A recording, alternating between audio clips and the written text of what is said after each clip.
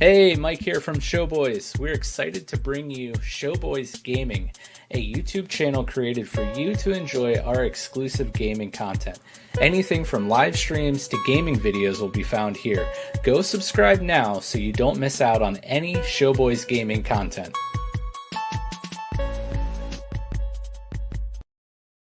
Hi, I'm Becca. And I'm Mike. And we're the Courtneys. We're the hosts of a new marriage and relationship centered podcast called Couple Conversations.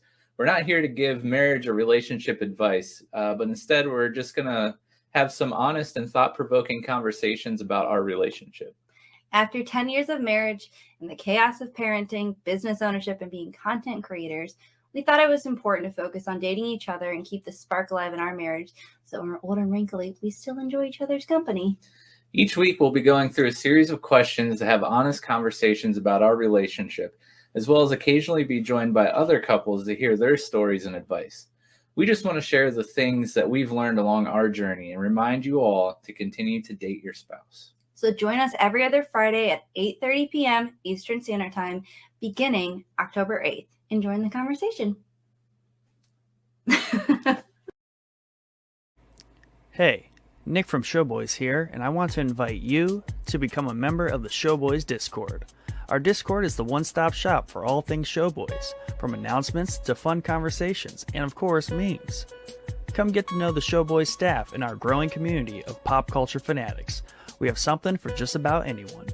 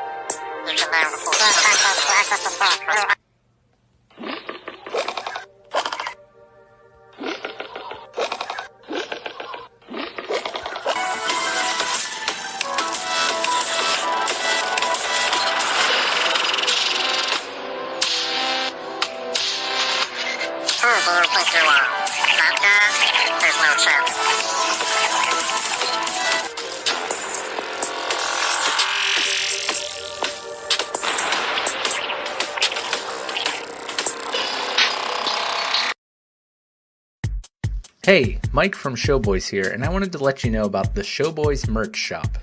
Go check out our classic collection featuring our classic Showboys logo.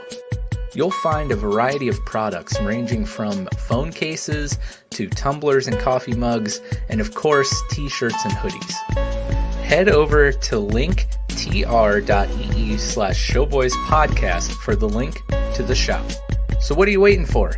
Head over to the Showboys merch shop, help support the podcast, and grab yourself some Showboys swag.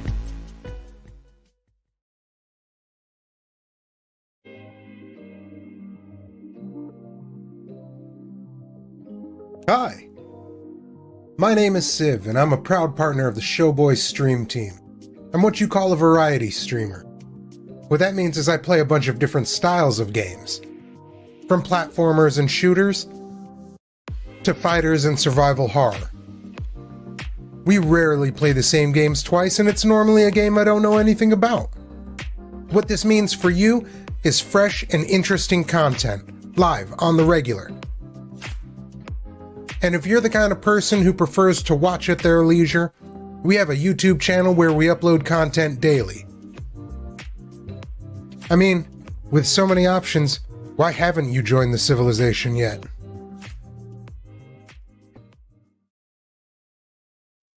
What's up, guys? Chad from Showboys. Just wanted to remind you that we have officially launched our Patreon. Head over to Patreon and check out the exclusive content offered for each tier.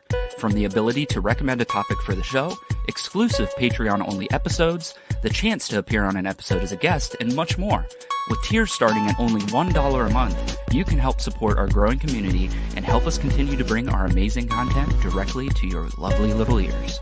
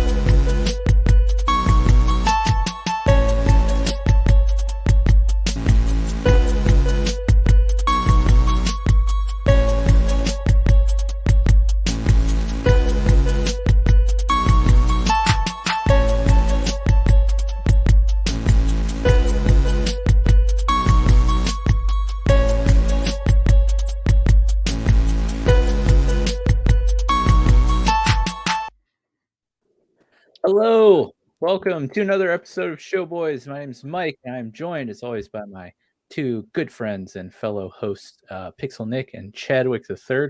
And we're also joined by a friend of show, one of my dear friends, Garret Price. How's it going, buddy? It's going good. I wasn't sure you guys were going to invite me back after the last one. I was maybe a little overzealous. No, never. I was like, well, I don't know. So the fact that you brought me back, I'm excited to be here. I appreciate you definitely had 2/3 of the votes to come back. I can't speak for Chad. I know he was pretty upset, but he did not invite you back. Yeah. But yeah, Nick, how you doing tonight as you're drinking water? I'm doing great. I'm a little tired. Yeah. Like day 3 of staining the deck. Yes. It's brutal, but it's worth it. Yeah. What about you, Chad? I'm doing great, man. Fantastic. Yeah, look at that fancy new microphone. Yeah, I do have to point out because so I did get a new mic, but that I need to be very clear because Brady told me. Brady's my son who did the episodes with me on Patreon. This is his mic. So just to be clear, I had to call it out of the episode. This is his mic, and I'm borrowing it. Taking my mic, Dad. He's like, I'm like, I don't even know if they're gonna ask about the new mic, and he's like, well, if they don't, then you just have to say that it's mine. And I was like, okay, I'll say that it's yours. So, and it's if you're listening to the audio version after the live stream, every time he does the push to talk, it lights up in all kinds of rainbow fancy colors. Yeah, it's like so over the top. But I guess it makes up for my lack of a background. Like you got a lot of colors going on back there. Yeah. Now we know when Chad wants to talk, it'll light up. Like exactly. It's like exactly. Yeah. Oh, that's a great idea. We all need to get that. Mike, your whole room should strobe when you hit your push to talk button. Well, see, that's the thing. I'm just always unmuted. That's how you get these premium throat clears. Throat clears, yeah, right. You can't go without throat clears. But yeah, Nick, why are we always doing like the same thing in life at the same exact time? Like, we live never coordinate these things, but we live 3 miles from each other, so it happens to be the most perfect week to stain a deck here in Northeast Ohio. Just 5 beautiful days of like 80-degree weather and sun, so you can't really pass up that opportunity. Yeah, it's coincidence and proximity, location. And then there's Chad. He just lives in the middle of us, and I don't have a deck, so he doesn't have no staining. Oh man, I made myself, but more so Becca, pretty sad tonight because I attempted to stain a small chunk, like 5 board lengths of our deck, and I stain it like this is my first thing staining that wasn't like this big. So it turned out really bad. Really bad. What'd you do? Like overlap like all your like brush strokes? Yeah, and everything? I thought it was gonna be like painting a little bit, so like it went on real thick, and I was just like overlap. It was it's not pretty. And even and clean. Yep, full strokes. That did not happen, and it try looks again. Pretty terrible. So we get to redo that, but it's gonna storm all weekend. So darn. What have you been up to, Garret? It's been a while. Yeah, this time of year, I am coming off the NFL draft, so everything from like January leading up to the NFL draft, any like free time in my life where I'm not like with my wife and kids or working is basically devoted to that working. But now that the NFL draft's over, things have slowed down a little bit, and I get to like actually enjoy things again. So I'm like trying to catch up on some of the movies and shows and different things like that. Stranger Things is coming out soon, so I'm gonna start the rewatch here of some of the older seasons in preparation for that, and different things like that. So it's fun to be able to have like just a hair more free time than I did before. Can you tell everyone what you did, your epic Stranger Things event? Yeah. I need to go back and see if I can find all the pictures, but I was obsessed with Stranger Things after season 1, so much to the point that we decided to throw a whole Stranger Things themed party for season 2. So we like took the gym at the place I was working at, and we made I made this like life-size paper mache Demogorgon. Everyone had to eat Eggo waffles and drink Coke. Those were the only options. I love it. We had like a burnt phone there. We had like the Will like missing posters, comics everywhere. Like we did our best to do like, you know how in the Upside Down where there's like all those particles moving everywhere. We tried our best to do that. That part didn't turn out super well. The entrance we like made into like Fort Byers. So we had like all the sticks lined up and it said Fort Byers above it. So yeah, we went probably a little too much, a little overboard, but it was super fun. Yeah, that's super epic. And every time you tell that story, a little part of my soul just gets super happy. It's so awesome. We got some comments already. Ugly Kid Joe Cross says, I can't quit you guys. A little shout out to Jake Gyllenhaal already, man. Bios says, Woot, you got Garret. That's right. I'm back. We got Garret. He's back. Joe says, can you even fully hide behind that mic? Yeah. So I actually tested that and I can. Check it out. Oh my God. Perfect. I was going to put my pop filter on just for that specific purpose because this has a pop filter built into it apparently, so I don't really need it. But I was going to put it on, but I couldn't quite get it on there. So dude, that's great.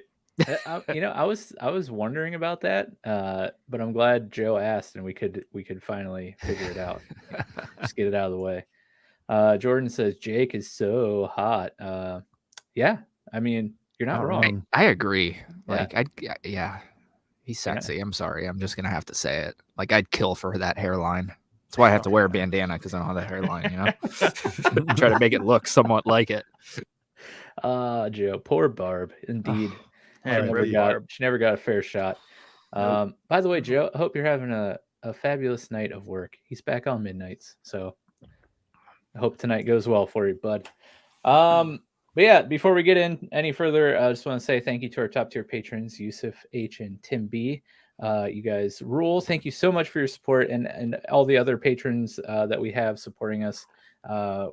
We appreciate it. It's hard to put into words how much we appreciate it.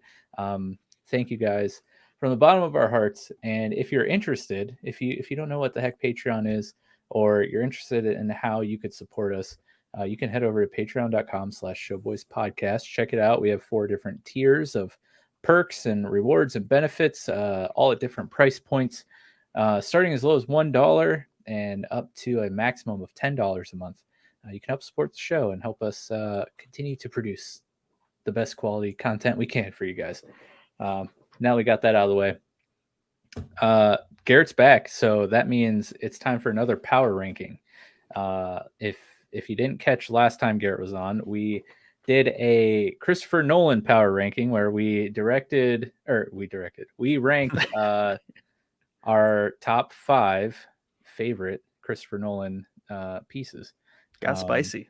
It did get pretty spicy there at the end. There was quite a heated debate about number 1 and 2. It was a fun time. It was so much fun that we had to do it again and have Garret back. So here we are. We're going to give you our Jake Gyllenhaal power rankings. We have an absurd love on this podcast for Jake Gyllenhaal. And, quite honestly, he deserves to have a podcast episode dedicated solely to his amazing works. Nick, I think you said today in Discord that he's just like this sleeper actor assassin where like you don't realize all the amazing movies and roles he's played, but he's been in like a million things, and almost everything that he's in is an amazing movie. So do you want to expand on that? I mean, he looks about as old as Garret, which doesn't look that old. Like they are sharp men, and he's been around for decades. Like, you think of Donnie Darko, that came out in the 90s, right? Yeah. Yeah, that Like, came out how does in he have 3 decades of movies under his actually it belt? came out in 2001, but close enough. Okay. Close enough. Basically. But yeah, so I mean, you just think about it and you just start thinking, it's like, holy crap, he was in that movie. Like, one of the Answer the Boys, someone said Day After Tomorrow, and I was like, holy crap, I don't even associate those two as like, Right. that's not a Jake Gyllenhaal movie to me, but he's in it, and maybe I like that movie because of him. I don't know. Like, I'm really rethinking movies that I've seen. Like, wow, I'm a Jake Gyllenhaal fan, and I think there's a lot of people out there that are, and they just don't know it. Yeah, we're here for the great Gyllenhaal awakening. But I'm looking here at his IMDb page, and he actually had a role in City Slickers, if anyone's familiar with that movie, and that was all the way back in 1991. So City Slickers, really? I didn't know that. Yeah. He was born in 1980, so he was a whopping 11 years old in City Slickers. So he started early. That's how he has that swagger. He's been doing it for like 30 years, and he just like shows up on set, and he's like, 11 years old. I've been doing this a while. Yeah, dude. But now that you mentioned it, Nick, I definitely see a lot of similarities between Garret and Jake, which explains a lot about why I'm so drawn to Garret. I mean, it's just like clean hairlines all around. If I could be an eighth of as good looking as Jake Gyllenhaal, that would be amazing. But I appreciate the love. Maybe I look like Jake Gyllenhaal if he had like way too many milkshakes and cookies. But he had a role where he really had to let himself go, and you're a stunt double in that role. Then there we go. What are your thoughts on Jake Gyllenhaal, Chad? Yeah, I line up kind of similar to Nick, where I don't realize how much I like him until I like look at his movie list, and I'm like, holy crap, dude! Like I've seen a lot of these, and I like a lot of these. I love a lot of these movies.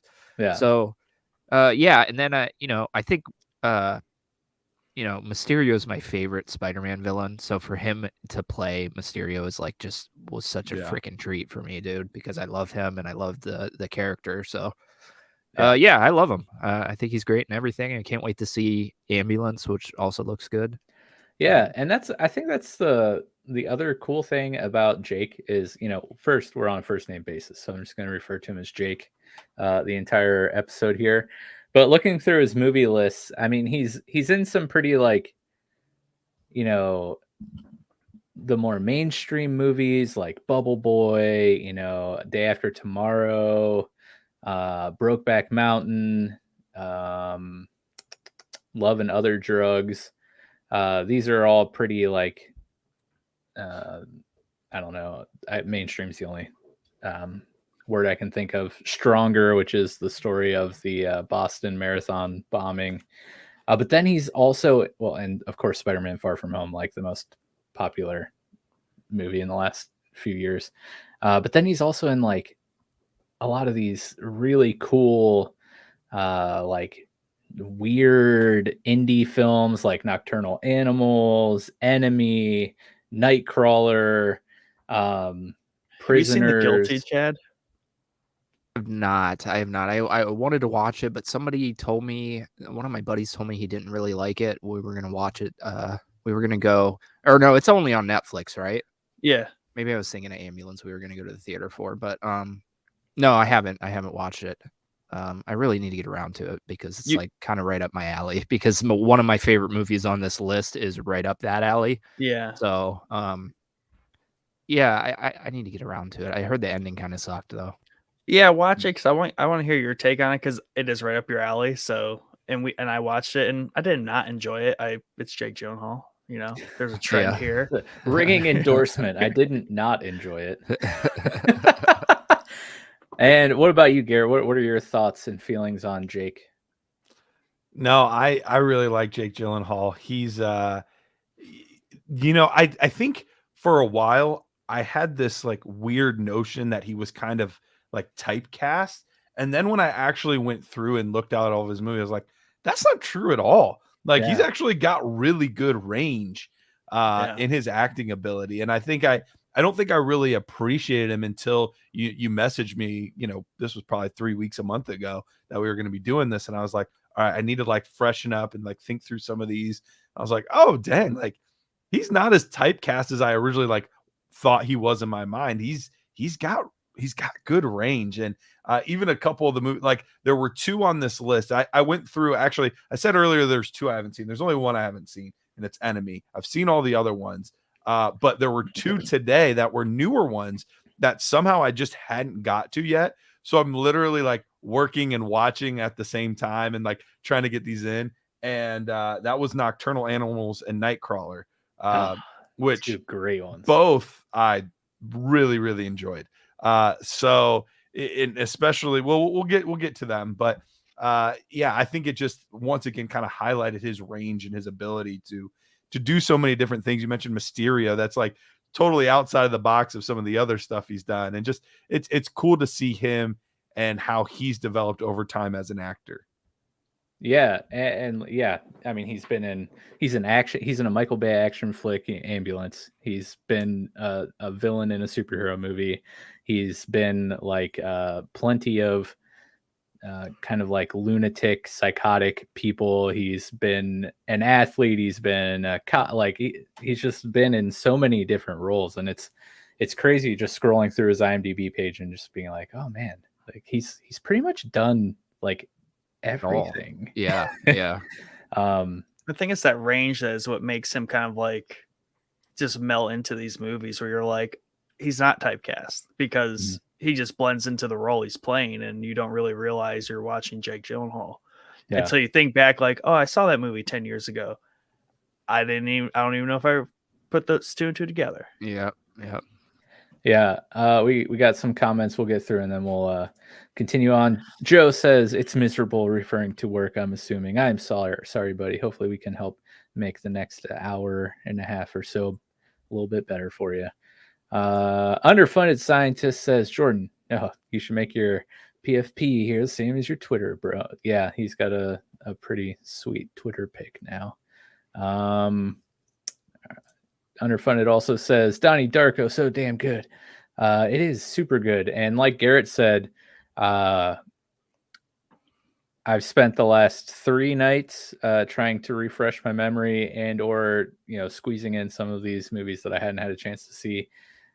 Today, I had to refresh my memory on Donnie Darko because I hadn't seen it since probably I was a freshman in high school or somewhere around there. Before my brain was fully formed and able to comprehend the craziness that happens in that movie. And man, it is so good. I was very excited. I got to rewatch that one today. He also says Bubble Boy is hilarious. And Ugly Kid Joe Cross says, well, he comes from a film family. That's very true. His sister, Maggie Gyllenhaal, is also a fantastic actress. His first gig was in an episode of Homicide in 1994, which was directed by his father. But yeah, he comes from a pedigree, that's for sure. But yeah, what was I going to say? Oh, so in relation to this range and the giant list of movies that he's been in, it was very hard to come up with a narrow enough selection to power rank a top 5 without taking like 6 hours to do so.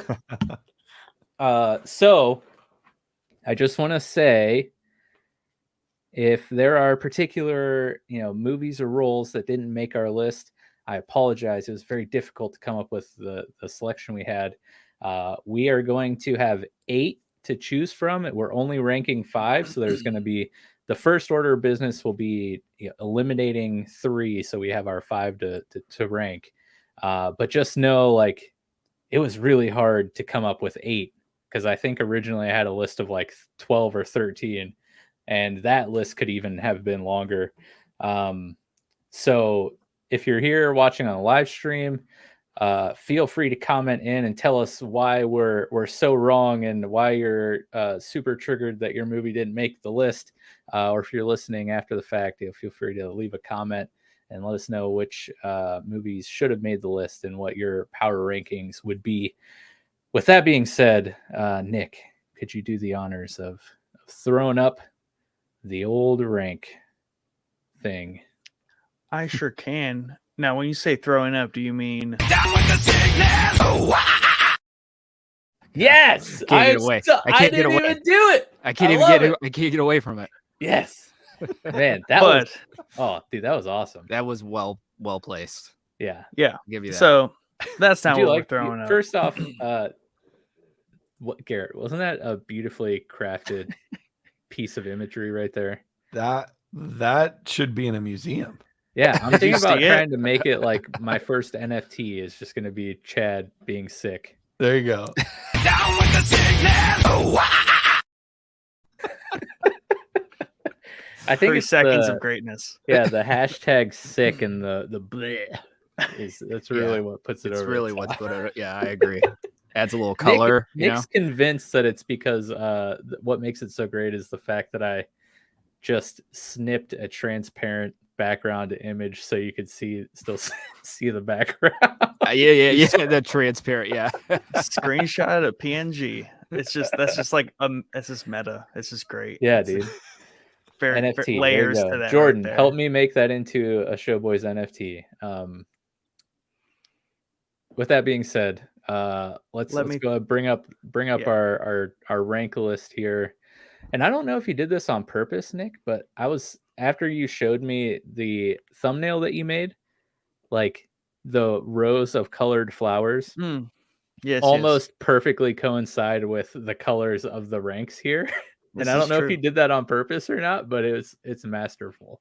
If you didn't do it on purpose, you should lie right now and just be like, oh yeah, totally intentional. Totally did. Yeah, I spent hours and hours on this today, making it just perfect, matching the colors and everything. That's a lie, but here I did. I threw it up. Right on. Okay, so here's our list of 8 movies. We have Nightcrawler, Nocturnal Animals, Prisoners, Zodiac, End of Watch, Jarhead, Donnie Darko, and Enemy. Now, this list doesn't have Spider-Man. This list doesn't have Southpaw. This list doesn't have Brokeback Mountain. This list doesn't have October Sky.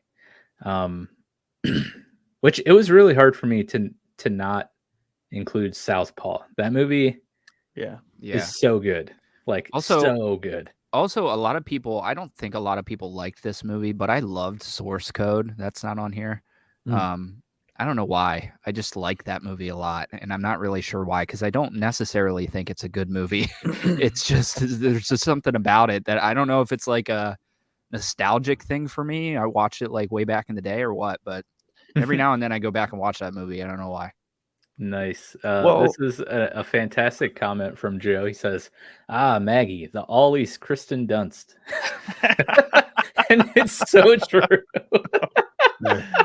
Very It's much so. absolutely Yeah. fair. Oh, man. And you know, Mike, I mean, it's probably hard for like anyone to, without listing 20 of his movies, to come down with a list that's going to make everyone happy, because he has a range, right? This isn't Christopher Nolan movies, right? Where Christopher Nolan kind of has he's got a thing, right? If you like him as a director, you're going to like a lot of his movies. Whereas this, I mean, it's probably going to be hard to find like multiple people that have seen, like, I've seen every Jake Gyllenhaal movie, and I know definitively these are my favorite for sure, hands down.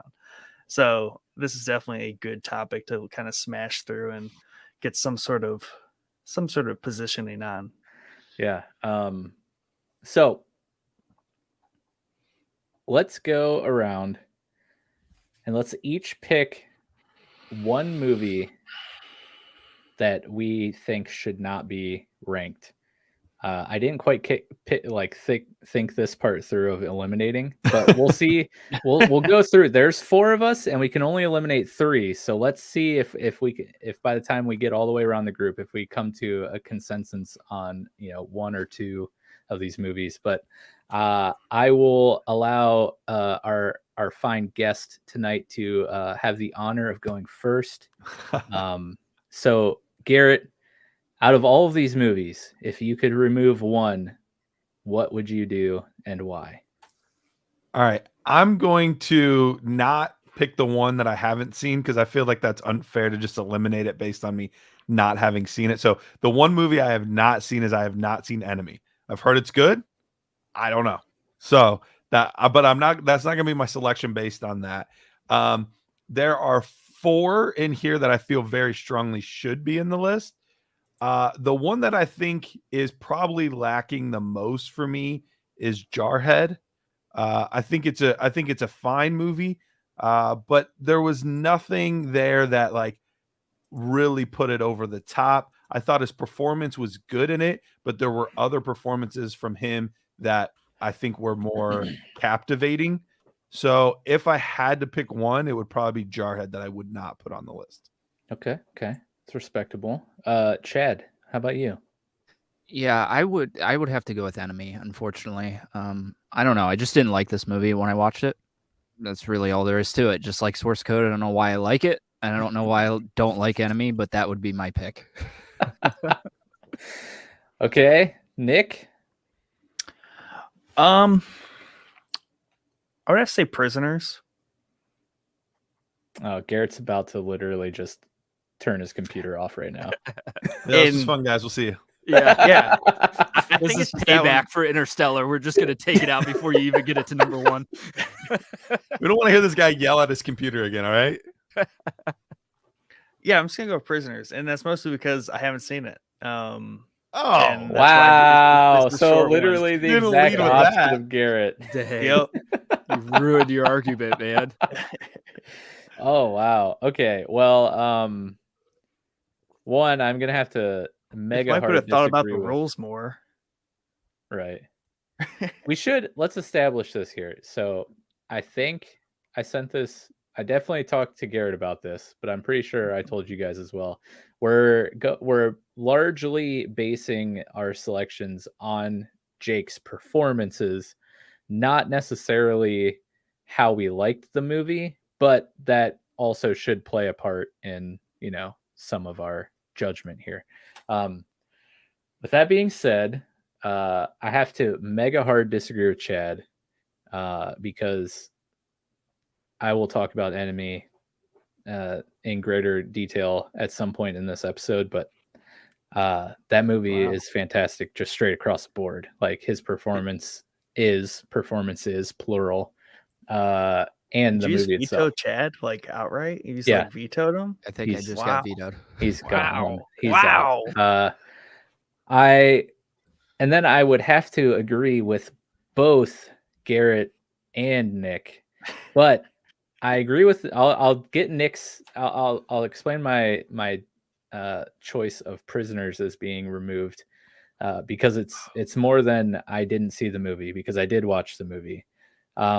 I would say while the movie itself is really, really good, and a very like gripping, fantastic story, the cast of this movie is insane. Like, super insane. I've, after watching the Batman, in that episode, I gushed about Paul Dano, who played the Riddler. Yeah. He's like an insane actor, and I feel like is going to be my next Jake Gyllenhaal, where I'm just gonna like go through all of his movies because he's just an insane actor. He's in Prisoners and like plays a really crazy role, and by the end of the movie, like I just felt extremely bad for him, like really bad for him. But like Hugh Jackman is like the main character.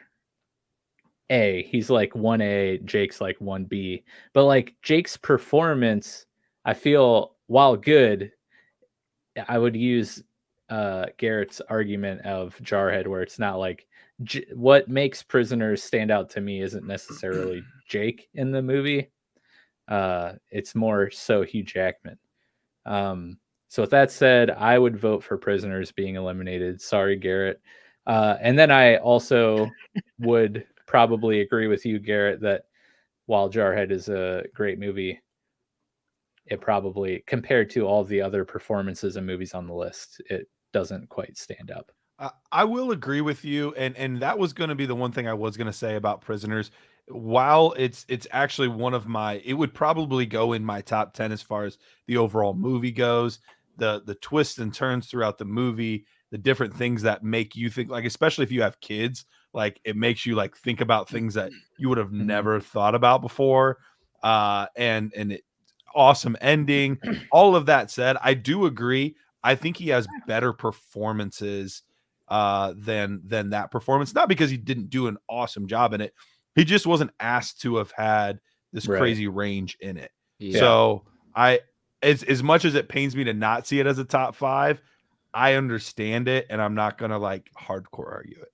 Yeah, that's the problem. Like, he plays his character great, but like his character, like in the scope of that movie, isn't like he's the straight guy.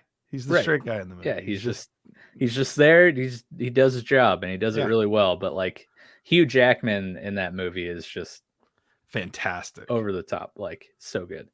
But yeah, that was a great movie though. If you haven't seen Prisoners, definitely you need to watch Prisoners.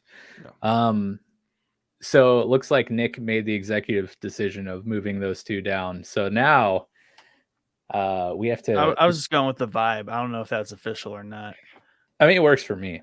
Garrett soft agreed with us, so we're just gonna take that as a win. And then nobody else rebutted Jarhead, so I think that's good. I'm good with Jarhead. Jarhead, I love Jarhead. Don't get me wrong, but it's like, it's not compared to any of these other movies on the list. I think it's great. I think he did great in it. It's odd to see a war movie where there's really no war going on. Right. You know what I mean, there's no action or anything, which is cool. It was kind of a change of pace back in the day, but I'm perfectly fine with it falling off the list. But we do need to find another one, which is going to prove difficult if you're standing on this enemy hill. Yeah. Especially because this movie was a total flop, for the record, too. Jarhead? Enemy. No, Enemy. Oh, Enemy.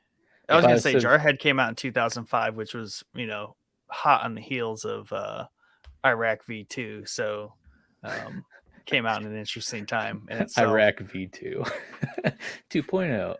Biosif says, I like the side of Mike actually making decisions. That's right. Get used to it, Biosif. At least for this episode. I'm sad when you pop up comments that Garrett gets hit. I know his it just covers up Jake Price down there. Garret Gyllenhaal. My pick for the third elimination, probably gonna make Chad sad, but it's gonna be Zodiac for me. Wow. Yeah, not gonna happen, unfortunately. I will stay. I will. Well, here's the thing. That thing that's difficult too, because there's a lot going on in that movie. Yeah, you know what I mean. So I don't know. That's the thing. It's gonna be hard to remove, I think, like our feelings for the movies themselves, and focus like the majority of our thought process on his actual performance in the movie. Right. Because Zodiac is another phenomenal movie. Like, all these movies on this list are phenomenal. So like, but my vote again, like compared to his performances in every other movie that's remaining, it's just all the other 5 I feel are like on a completely other level than Zodiac. Okay, Nick. But I'll what say you, Nick? Rebuttals. What say you, Nick? Because I can't willingly put Zodiac under Enemy. I just can't do it. So please make the decision for us. I think the hard part is, Chad, you and I are the only ones that have seen Enemy, so there's no one also to like true. break the tie. Yeah, also true. And I don't want to kick out Enemy because I haven't seen it. Right. All right, like you did with Prisoners. Yeah, I was like, you had no problem with Prisoners doing that. Now all of a sudden he's got an issue with it. Right. I only get one of those moral cards. compass has come back. I'm limiting myself. Yeah. Let's pause the episode and we'll just put Enemy up and we'll just watch Enemy in its entirety, and then we'll resume the episode. I think that's the only fair way. Yeah. What about Nocturnal Animals? Are we like everyone dead set on keeping that in there? Yeah, Yeah. I'm fine with it. I'm fine with it So either way. To we be honest. we all like Nocturnal Animals more than we like Zodiac and Enemy. Yes. I think we don't even have to ask about Nightcrawler. We all know. I don't know Garrett's opinion about Nightcrawler, but if you've listened to it needs to Showboys at stay on. all, like, we love Nightcrawler. Yes. Yeah. So Nightcrawler, Nocturnal Animals, it sounds like they're staying. I think Donnie Darko is an obvious unanimous decision.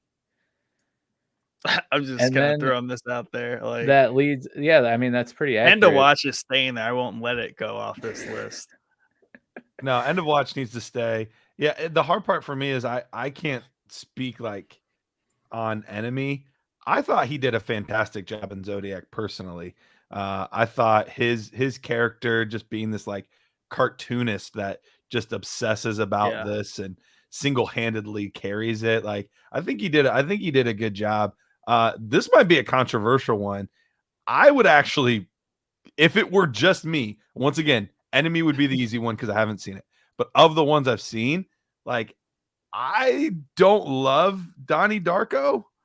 I think he's interesting in it, but he's still a very young actor. I feel like he was better as he like has matured. So if we're talking about his performance, that's man. I'm with. I like where you're going with that. I am with you. Yeah. I'm with you 100%. If you're dead set on keeping Enemy, I can't let Zodiac fall off to Donnie Darko at least, because now, granted, I haven't seen Donnie Darko probably since 2001, so maybe with my mature brain it would be better. But I don't remember I think the only thing that gets liking better with our fully formed adult brain is like understanding the concept of Donnie Darko. Yeah, Jake Gyllenhaal part of the movie. Yeah, honestly, I think. Okay.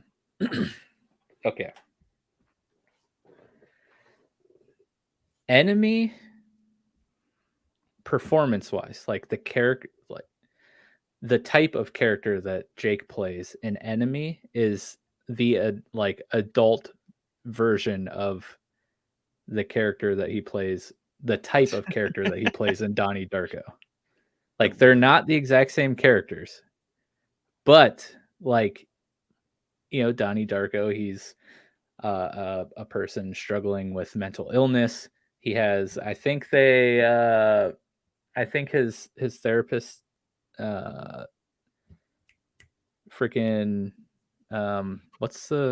diagnosed him with paranoid schizophrenia. An Enemy, he's somebody struggling with a mental issue. He's internally struggling with infidelity, and it kind of creates a split personality, if you will, a fracture of his psyche.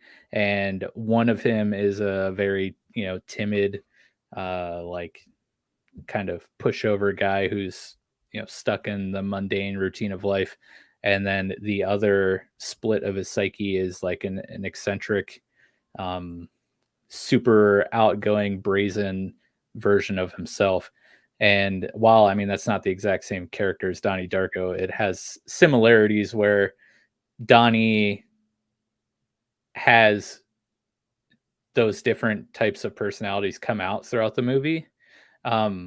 So all that being said, that's a very long-winded way of saying I would put Enemy over Donnie Darko because it's like a more grown up version of Donnie, if that makes sense. Okay, so yeah, I mean, I think we're all in agreement. Maybe not Nick, with Donnie Darko going. Yeah, you're on mute there, brother. Oh yeah, Nick, you muted yourself. I was digging Garrett's take on that in terms of I probably like that movie more for all the reasons, not Jake Gyllenhaal. Like the reason that movie is what it is right, not because of the performance of Jake, not saying that he's bad, but there's a lot more going on in that movie that's a little bit more abstract, and that's why I love that movie. Not because, oh, I need to see Jake Gyllenhaal play that scene again because that was intense. Yeah, right. So no, I'm on board with that too, and I like that we're going to cause a riot. Oh yeah. Yeah, we are for sure. But we're all for an agreement, so it's Underfunded says Frank was my favorite in Donnie Darko. Not gonna lie. And then Biosiv says he seems to play a lot of characters with mental illness now that we look a little closer. It's very true. Definitely of his most recent movies, very much people struggling. But yeah, oh man, this is gonna be nuts. Like we're gonna get so much hate for not having Donnie Darko in the top 5. So I also want to point out this. So now that we have our 5, the year range is 2007 to 2016. Okay. Not one of these gets over a 7.8. The range is 6.9 to 7.8 on IMDb. And that's kind of a trend with his movies. IMDb doesn't seem to like his movies. Like he's not getting like 10s out here. But he's not getting 2s either. So I mean, it's hard. It's hard to get past a 7. If you look at a lot of movies, they're in the 7 range, really. Yeah. So I don't think that's that big of a deal, really. For the record, Prisoners got an 8.1 and we left it out. So I'm just saying. Ugly Kid Joe Cross is leaving us. It turns out he can in fact quit us. Yeah. Sorry, we made your miserable night of work even more so by he's not going nowhere. Yeah, he's not. He really can't quit us. Like literally, he's just out to be here. He's just a member of the stream team. He has no choice. It's in his contract. All right, so we got our 5 movies and a lot of angry people in the chat. So Nightcrawler, Zodiac, Nocturnal Animals, End of Watch, and Enemy. That elimination phase went a lot more peacefully than I thought it would. It's because Garrett is so civil. He really wanted to murder me like right out the gate there. Have you ever seen like the Terry Tate office linebacker commercials? I'm imagining Garrett like Terry Tating you if we were like live together. But it's as much as it hurt, it's if we're truly, and that's why I asked that question of you, Mike, when you sent me the final list. I was like, okay, are we basing this off the movie itself or is it off of his performance in it? Because that absolutely changes the list, because Prisoners would be number 1 probably for me if it was solely based on the movie. But I could agree with this, even though I would maybe still move it up. I don't have like a strong conviction with him not being in the top 5, because I think his performance was good and it did exactly what it needed him to do. But we didn't see anything special from him in that movie. So that's why I'm not going to throw a fit. I'm not going to be upset much because I understand the reasoning behind it. And I think that's the same reason we went with Donnie Darko, another one that I think 99 times out of 100 would be in people's top 5 lists. But because of his actual performance, like it wasn't bad, but that wasn't what made the movie. Yeah, you remember the movie for Frank and just the outlandish concept that it's telling. And to be fair, I know I was just about to do that. These are definitely honorable mentions, and we can just call Donnie Darko 6 if it really makes people that upset. But it's in the list. It's just not going to be power ranked. I think it's important to look at the performance of the actor. If we're doing an actor, if we're doing the director like Nolan, then you have to look at the whole picture. Yeah. But I would agree that this is the right way to do it: performance versus the actual full picture of the movie. And I really like doing these because I mean, it's fun to like talk about movies that you like, but what I love about doing these power ranks and like tier lists and stuff is like, I don't know, kind of like, at least for me, it makes me look at these through a more critical lens, think of more than just like, oh, was it like, did I have fun, or like, was I entertained for an hour and a half? It's like, well, like what technically about like Jake's performance or like what Nolan does with the cinematography in these certain scenes where he's trying to convey certain things. We don't critically think very often on the show, so it's like fun to actually do that every once in a while. To be fair, we can't do it very often because after one of these episodes, my brain just like melts because it's not used to being worked. And so like it takes months and months for it to reform into my big dumb brain. Wow. Wow. That was the longest way of saying you're stupid. Yeah, that was quite the way of saying it. You took that right out of my mouth. That's where I was going. Okay, well let's start with number 5 here, and I'll throw one up. Enemy. Yeah, not surprised. Let's see. I ranked these, and now that we removed Donnie Darko, because out of the 5 that we have, Donnie Darko is the only one that was in mine that is not anymore. So that kind of changes my ranks around and to be fully transparent, I have not seen Nocturnal Animals. It's the only one on the list I haven't seen. Nick and Nick and Garrett said they haven't seen Enemy, but have you guys seen all the other ones? Yeah, I've seen all the others. Okay, here. Enemy made $3.5 million in the box office. That's like a horrendous flop, bro. That might be the lowest box office I've ever seen, to be honest. Yeah. That is not a lot of money. Enemy still, man, I have a hard time putting it at 5. Where is it in your ranking? It is number 3. Okay. So here's the synopsis. A man seeks out his exact lookalike after spotting him in a movie. 6.9 on IMDb, starring Jake Gyllenhaal, who plays the role of Adam and Anthony. And this is directed by Denis Villeneuve, or I always never know how to say his name, but he also was the director of Prisoners. Feeling cute, baby. He also, a little sci-fi movie, maybe you've heard of it, called Dune.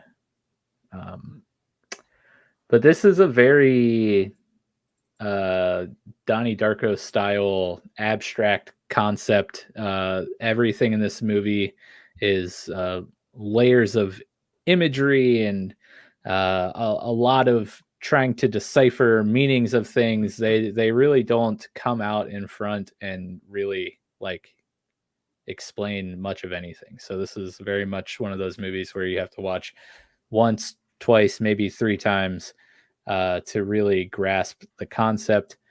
But we're going on performance here, and I have this ranked 3 for me because again, he plays 2 characters. They interact with each other a couple times in the movie, and they're on completely separate ends of the spectrum. It's really hard to talk about this movie and why I have it ranked 3rd when only Chad's the one that's seen it. So there aren't a lot of there aren't going to be a lot of opinions across the table here. But I guess my question with you, Chad, concerning how Jake portrays Adam and Anthony in this movie, what makes it number 5 for you in terms of his actual performance of the characters here? To be honest with you, it's looking at the other list of movies primarily that's making up the majority of my opinion on this movie. I would like to go back and watch this because I did watch it a long time ago, and I might be in a different place in my life. I might actually enjoy this movie, but it's just looking at everything else, and that's taking into account that I have not seen Nocturnal Animals. I assume this would maybe land higher for most of the other board here who has seen it. And then I have a very obvious top 3. So I have a feeling, I could be totally wrong, but I have a hunch that there's going to be like a really big debate 2 through 5. I have a feeling we might, maybe I'm wrong. I have a feeling we might all end up agreeing on number 1 though. I think that you'll be. I thought that last time about Chad. I have a feeling Chad's gonna shock us with something. We'll see. We'll see, because I don't know that I'm going to. But I also thought that we were going to agree on the Nolan thing too, and we know how that turned out. That's true. I think I also might have recency bias with Enemy, Right. being as I just watched it 2 days ago. I haven't seen End of Watch in years. I haven't seen Nocturnal Animals since it came out. I haven't seen Zodiac since that came out, which has been a while. 07. And just Nightcrawler's probably my favorite Jake Gyllenhaal movie. Spoiler. Yeah. Whoa. So I think for the sake of argument, since there aren't as many opinions about this, I'm cool with that being number 5, since I'm cool with it making the list, I think, in general. So I can't be picky here. We can slot that in at 5. Well, are we all in agreement? Is that, well, they haven't seen Well, it. yeah, we they can't really they say have much. no Yeah, opinion. they have It's no up to you opinion. two. Okay. Slap it there. Hands Yeah. off the wheel. I feel like Jesus, that take the also wheel. plays a huge part in it being number 5 too, because there isn't Yeah. enough opinion. But I do highly recommend, like, if you haven't seen this movie, go watch it. And if, like Chad, since you haven't seen it in a while, like, I would give this a rewatch. It's a good one. So number 4, who wants to take a crack at number 4 here? Chad, line it up. I mean, I have to put Nocturnal Animals there because I haven't seen it. So not the best person to maybe pick this one. Who was so wait, before we go on, Garrett, what was your number 5? Did you have yours ranked out beforehand? I did. Number 5 for me was End of Watch. Okay, that was my original number 5. But we also were missing one. So Prisoners was on my list. Rework it. What was your number 5, Chad? Because I know Enemy didn't make your list. What was your original number 5? It was going to be Donnie Darko because I thought it was going to make the list. Right on. What about you, Nick? What was yours? I don't have an original list. I saw his eyes. Classic. Like, wait a Nick. second. We were supposed to make our own lists? Yeah, like what are you talking about? We're power ranking. We're Like, power it's gotta be ranking, in the bro. heat of the moment. Yeah, that's valid. Underfunded, bro. How can a movie they haven't seen beat Donnie Darko? Because we explained Because it, of Mike. sir. We Mike explained Mike it. loves the movie. Yeah, and it's my show, so I make the rules. No, I'm just kidding. It's not my show. It's our equals. We're equals. Joel Walton says that ending of Enemy. See, he knows what's up. And underfunded for the 3rd time. He's trying to start a riot in chat. He's Riot. But did he's any got of his us say? pitchfork ready. Did any of us say that we hadn't seen Donnie Darko? No, he's just really mad that it's not in the top 5. Oh, He's gotcha, me gotcha. and Garrett haven't seen Enemy, so he's wondering how Donnie Darko got pushed off. Oh, yeah, that's valid. Yeah, I mean, I could have the same argument though. I'm willing to put Enemy under Nocturnal Animals, which I have not even seen. So, I mean, I get what he's See? coming. I get what he's saying. Okay, so Garrett, what's your number 4? Yeah, it would probably be End of Watch for me. That and Zodiac are pretty interchangeable for me. So like I wouldn't have a strong opinion of one over the other. But those would be the 2 that would be in consideration for me at 4 here. Okay, and then Chad, you said yours was Nocturnal Animals. My original number 4 was Donnie Darko, so that's not a thing. So of the 4 remaining, I'd probably put Zodiac here. Just because I didn't have Zodiac making my original 5.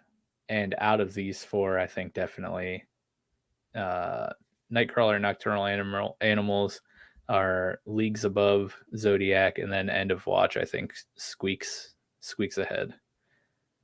What say you, Nick? I will go ahead and endorse Zodiac for number 4. Okay. So Zodiac here, this synopsis, if you live under a rock, between 1968 and 1983, a San Francisco cartoonist becomes an amateur detective obsessed with tracking down the Zodiac killer, an unidentified individual who terrorizes Northern California with a killing spree. This movie came out in 2007, got a 7.7 on IMDb, and Jake Gyllenhaal plays Robert Graysmith. And it's also apparently a prequel to the Avengers as well. So What? no, it's just I went back and I was like, oh yeah, Mark Ruffalo. Yeah. It's Robert Downey Jr. Yeah. And then Jake Gyllenhaal is, he's the It's before they were superheroes, you know. yeah. So It's before he became Mysterio. right. And totally makes sense. So yeah, That's it's a hilarious. prequel we didn't know we needed. That's fantastic. But the one we deserved. I'm good. Tricky. I have a very deep love for Zodiac, but that's primarily because I have a very deep love just for that story. Yeah. So I'm I'm okay. Where did you have Zodiac Zodiac on your list? Probably would have been. I have to rework my list a little bit because I'm all jacked up here, but it probably would have been 3. So it's not far off. Okay. Yeah, that's a tough one for me. I mean, you just based on your deposition there, Mike, I'll agree with 4 on Zodiac too. Yeah. I'm actually shocked that I penned this one in your top 2, Chad. Yeah. I mean, I don't know. It's screwed up because like Nocturnal Animals is really screwing up my jive right now because I haven't seen it. Right. So Right. Yeah, I mean, it probably would be number 3 for me because I have a deep love for 2 of these other movies, but really it could battle with End of Watch, to be honest. So yeah, it'd be either probably 3 or 2 for me, depending on the day. I'm very kosher with it being number 4, even though it breaks my heart that it beat out Enemy. Yeah, it's like that, but the problem is it's like vastly superior to Enemy in almost every possible way. But that's the only issue, you know. What I wanted to do, I was looking, but I couldn't find it quickly. I was gonna try to see if I could find how much time on screen he has in each of these movies. Which, by the way, I don't think that exists, and somebody should make that a thing. Oh my god, it's a lot of It's work. got to be a thing. There's a website where you can go and look up every gun in a movie, what kind of gun it is, as well as cars. The whole website's devoted to it. So there's got to be something out there. Yeah, somebody has to track actors' minutes on screen in movies. Can you? I know that we've already placed it, but why do you hate Zodiac so much? 2 combinations. It's not the movie. It's recency bias out of the 5 that are on here. It's probably the one that I've seen the longest time ago. Yeah. Definitely a 2000s flick for sure, Yeah. the way it's set up. And then I just feel like his performances in the Enemy and the remaining 3 were just so good that I honestly even forgot that he was in Zodiac until looking to make up this list. But I think a lot of that has to do with it being so long since I had seen the movie. I mean, I'm fine with it being at 4. I don't have a problem with his performance at all in it. I have a problem with the content of the movie as in reference to the actual Zodiac story. Like they really set the dude up to be the killer who's not actually the killer, which is kind of shitty, but I'm fine. Okay. Let's move on, shall we? All right. So yeah, we got to figure out this number 3. I have a very clear choice for number 3, but I'm interested in what you guys think.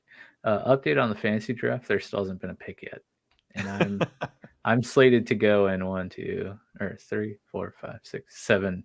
I'm the 7th pick in the 12th round at this current moment. So I probably won't actually be making my pick until like Sunday. I was gonna say, bro, why are we even looking at this? You get like 10 hours to make your pick.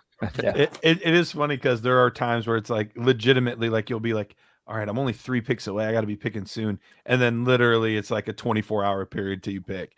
And then there's other times where it's like, we just went through a whole round in like 2 hours. How did that happen? So it is very hit and miss. Man, I'm still heartbroken about rounds 9 through 10. Anyways, Good. Not good. No, not good. It just really throws a wrench what I was trying to build here. So number 3, does Nick sound a bit like Jake Gyllenhaal? Wow. Wow, that's Do I? great. Does he? Maybe he does. I need to pull up some Whoa. quotes and just start reading Jake Gyllenhaal lines. While we're discoursing about number 3, why don't you find a few lines from Jake Gyllenhaal movies and we can prepare a little table read and see, if I'll close my eyes as you read and see if I can pull up the YouTube clip after he does it. Yeah, exactly. There you go. So my number 3 was Enemy, which it can't be anymore. So I think the clear choice for me is End of Watch is number 3. And this is where it's gonna get sticky. My sure. reason is Nightcrawler and Nocturnal Animals are like head and shoulders above End of Watch. And that's coming from someone who absolutely adores End of Watch. Like that might be it's definitely in my top 10 movies of all time. So that means you at least have 3 Jake Gyllenhaal movies in your top 10. If they're head and shoulders above that, and that makes your top 10. Right. Valid. You really do love Dang, Jake. dude. For me, I would agree though. I talked about that being my 4 and Zodiac being 3. So End of Watch, I thought he was fantastic in both Nightcrawler and Nocturnal Animals. So it would be End of Watch. But I mean, it's to the point now where it's like he's so fantastic in End of Watch too. I mean, he plays that role so well, and just how the whole story evolves. Like he does a great job in it, but I think there's just some things that he does special in the other 2 that would make me want to put End of Watch at 3. Yeah. Nick? I was originally gonna say I was gonna dock Nocturnal Animals points for being such a loaded cast. Like there's a lot of tertiary really good actors in that movie that I don't want that to affect the bias of like the movie overtaking like the role. End of Watch also kind of like falls into that just because he shares the screen with someone so much, and like that's a big part of it too. That's tough. Yeah, it's almost like it's close to Prisoners in that aspect, but I think clearly it's like the inverse where he has more screen time compared to Michael Pena, whereas Hugh Jackman's kind of more focused on in Prisoners. Yeah. But you're right, out of the remaining, he definitely this is definitely a duo cast movie here. Like they both make this movie great. Yeah. I still want to Here's my problem. Like I haven't seen Nocturnal Animals. I can't argue that it's above End of Watch for me. And I think End of Watch does such a good job. Like they nailed those roles, whether it be police partners or EMS partners, firefighters. They just nailed everything about it. Yep. I like that's coming from one in that field, right? So I mean, you can relate and you have that perspective. So that's a very high endorsement there that they're able to Yeah, they pull that off. They freaking nailed it. The only person that I don't like in that movie, ironically, is the chief of police, or maybe it's their captain, because he's not an act. Well, he is an actor now, but he's actually a captain in LAPD or a chief or something, and he's just not a very good actor, obviously. But dude, I don't know. I just love the story. I love the setup. I love the handheld camera style that they have going on in it. Yeah. I really, really enjoy the cartel story that they're playing, how brutal and violent these people are. You know, I have a very deep passion for this movie in my heart. And it's really because one of my, I'm sorry, I'm going to have to say it again. One of my favorite shows of all time is The Shield, and that's a LAPD show.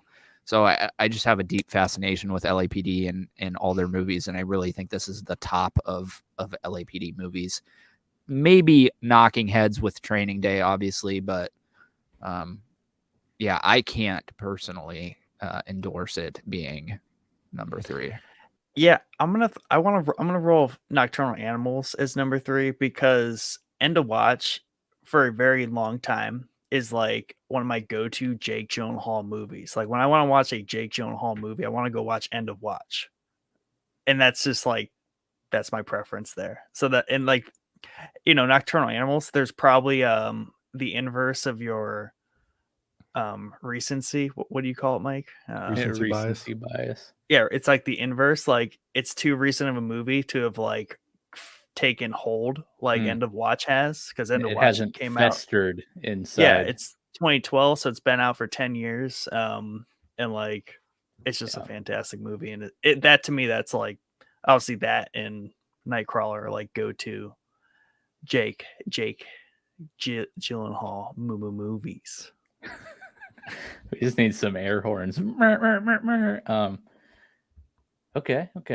Garrett, do you have anything to chime in here? Yeah, it seems like we're deadlocked. We're in an impasse. Yeah, and this is going to be tough. Well, we're sort of at an impasse because Chad hasn't seen one of them, so it's like a half a point. I don't know. Okay. But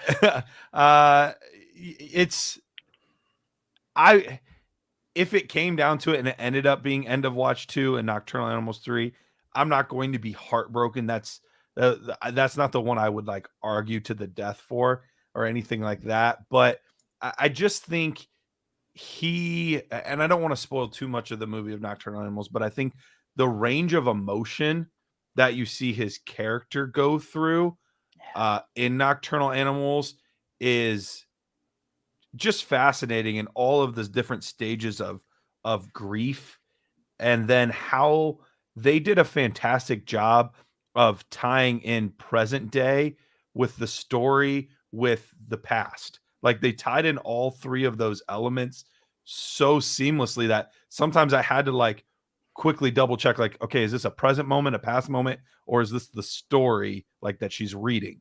So like I had to like, so they just did a fantastic job, I think, of weaving all that together, and his range of emotion throughout it, I think, is what carried it for me. Yeah. So I'll just read the plot or the synopsis of both movies real quick, just get that info out there, and then we can further discuss. So End of Watch, like Nick said, 2012. The summary here: shot documentary style, this film follows the daily grind of 2 young police officers in LA who are partners and friends, and what happens when they meet criminal forces greater than themselves. And this got a 7.6 out of 10. And then we have Nocturnal Animals. This came out in 2016. And the summary is: a wealthy art gallery owner is haunted by her ex-husband's novel, a violent thriller she interprets as a symbolic revenge tale. 7.5 out of 10. So there we go. It's settled. Point 1 it is. Yeah. Having man, okay, so the opening sequence of Nocturnal Animals is so awkward. It is so brutal. And so, spoiler alert, You've been warned, but I mean, this movie's been out for 6 years, and End of Watch has been out for 10 years, so it's your own dumb fault. In End of Watch, is it Jake or Michael Pena that dies? Michael Pena. Okay. Dang. Okay, because I was going to compare my determining factor was going to be how Jake Gyllenhaal dies, because in Nocturnal Animals, it's probably the lamest movie death of all time. That I will agree with that part. Which to me would take it down below End of Watch. He literally falls on a gun and shoots himself and he dies. So like right in the End of Watch when Pena dies and like Jake delivers like the saddest moment in a movie ever. Dude, like, heart-wrenching. And I really like, because they make it seem like Jake is the one that dies. Yeah. And you don't really know until you see that scene and he's in the wheelchair and you find out that Pena dies. But that whole ending sequence of that movie, dude, is just freaking haunting because they're stuck alone. They're like dying on the radio, screaming for help. You know, nobody's coming. And then eventually they show up. But it's just I don't know, dude. It's just a creepy, like inner city haunting moment of a scene. I absolutely love that entire alleyway sequence. Man, you know, I came into this thinking that I was pretty dead set on my list, especially number 1 and 2. But I think I might be in agreement here with that Nocturnal Animals needs to be number 3 and End of Watch needs to be number 2. You got swayed. Swayed him.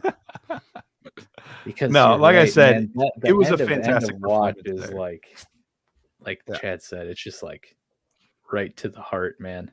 Yeah, I won't argue it because he did a fantastic job in that movie. So it would be I think it's a worthy End of Watch is worthy of, or Nocturnal Animals can be 2 and End of Watch can be above it, or 3 and above it. I'm not going to argue it to the death because I think he was absolutely positively fantastic in both movies. So that would be my preference, but I'm not going to fight it to the death. Nice. So I guess number 1's unanimous and we can just end the episode. Yeah, it's pretty. Yeah, I mean, I kind of figured that once we got talking here that it was going to be pretty unanimous, but yeah. Which is honestly, I thought the curveball. I thought Chad was going to put Zodiac or End of Watch number 1 just because of your obsession with LA and then your obsession with the LAPD. I was like, that's going to be the curveball. Chad's going to just come out of left field with Zodiac as number 1. It's funny because that love for Los Angeles is actually why Nightcrawler is my number 1. Yeah. So similar. Very similar, premise, yeah. Oh man, so let's update and throw End of Watch up there on number 2, bro. Oh, what if it's not? It is, and I protest. No, okay. Lando Calrissian's pick is in. Garrett, are you ready for this? Oh yeah, all right, hit me. With the 5th pick in the 12th round. Lando selects quarterback from New Orleans, Jameson Winston. Famous Jameis, eat those crab legs. That's I mean, I'm a little shocked by that. I mean, but again, we're in 12th round, so I guess it should be too shocked. And it's super flex. So you gotta have 2 QBs. Yeah, but I mean, well, I guess. Oh man. Oh no, wait, that's Haddon. Haddon made the pick, not Lando. Oh, okay. Anyways, sorry for the interruption there. Wow. Sorry, not sorry. Wow. Yeah, Nightcrawler. I mean, my favorite roles of Jake Gyllenhaal are the like psychotic ones. He just does the psycho like so good. Great. Yeah. If he could be typecast, I would pick this role for his typecasting. Yes. Yeah, just like. It's just nonstop. Like it's just him nonstop, just crushing it. So the summary here, when Louis Bloom A con man desperate for work muscles into the world of LA crime journalism. He blurs the line between observer and participant to become the star of his own story. This got a 7.8 out of 10 and came out in 2014. Yeah, so in this movie, Jake Gyllenhaal is a nightcrawler, and he drives around LA filming crime scenes and selling it like TMZ style to local news stations for, first footage on the scene. And he's just psychotically obsessive. And I watched a video today of Jake explaining some of his roles, and this was one that he explained. And how he explained Lewis here is like he thinks what he's doing is like art, right? He's discovering his passion for like being a cameraman and making these films, and like what he thinks he's doing is beautiful, and it is highly disturbing. He's on like crash scenes and positioning bodies, which is totally illegal and disgusting, and like yeah. This is such a weird thing to me though, because this Nightcrawler thing, which is a real thing, but only seems to be a thing in Southern California for whatever reason. You don't really hear about this much anywhere else. And it's weird because if you see a police chase on like Facebook or something, there's a probably pretty high probability it came from Los Angeles. Like they eat that crap up. Like they'll cut into the news and show these live police chases. And it's bit them in the butt a couple times because there's been a couple deaths during these police chases. So I don't know. It's just a fascinating topic to turn into a movie. I think that's why I put it so high on my list. But really at the crux of it is his haunting performance as Lou. Like he just freaking nails this character. Mr. Walton here is supremely convinced that Nick does in fact sound exactly like Jake Gyllenhaal. I guess we need an audio clip to prove well, I mean, it. I can't hear it, so you guys would have to listen and confirm. Right. He's all in on this Robert Graysmith style. Yeah, I mean, maybe I see a little bit of the similarity, but he'd have to do a little more of a sales pitch for me to fully hear that. But yeah, just I don't even know how to describe Lou. It's number one. You have no clue. Like it's just it's so hard to put into words what he does with this character. Like I don't know. What are your thoughts on this, Garrett? Yeah, so this was one of the ones I watched today, so it is extremely fresh in my memory. Okay, perfect. You're the man to lead this one then. Yeah, it is very, very fresh in my memory, and it was very much so to the detriment of my productivity today. But he comes on the screen right away, and he is this overzealous, overly ambitious guy with zero social skills, but he can be this like laser focused on one concept. Can I just throw one thing out there? Yeah. It's almost like he has Asperger's or something. Almost, yes. It wouldn't surprise me at all. If like later they said that was like part of his character's role. I could like high functioning autism on the spectrum or something. Yeah, it would make perfect sense because typically the social skills are lacking there, and they can fixate on a certain thing, and you see that happen over and over. Like the opening scene. Well, I guess it's the second scene, but where he's in this like junkyard where he's trying to sell scrap metal, which are like manhole covers and fences and stuff like that. And he talks about, he's like, that's how you got to the top of this pyramid. Like The guy runs a junkyard. Like, what pyramid is he on the top of? Like, but he, like, in his mind, if he can do certain things with this guy and start working at him with him as an apprentice, like, he wants to work for him for free. And because he thinks that this guy has figured out and he has made it. Later, he does the same exact thing with the Nightcrawler stuff. He sees another guy who wants to just follow him around, just help him, whatever. But then he starts to get a kind of this taste of success, which based on what we see in the movie is probably one of the first times in his life where he's really been successful. They don't necessarily come across and say that explicitly, but his need for like confirmation, not need, but his appreciation of confirmation from other people is like really appreciated early on. And he's like really excited about that. And just how much he invests all of his time, effort, energy into this one thing. And then he starts building business models and business plans and all of these stuff on top of this thing where it's just like, dude, you're just getting filmed. Like, you're just filming gross, crazy stuff that happens. That's all you're doing. But to him, he's building an empire. That's really what his mindset is. Yeah. Well, isn't the like ending scene him sending out like teams? Yes. Like, and the one that gets me is, doesn't he kind of like set up a crime? Yes. There towards the end, and it gets 100%. His partner killed. Yeah. Yes, that's exactly right. Yep. It just to get some footage.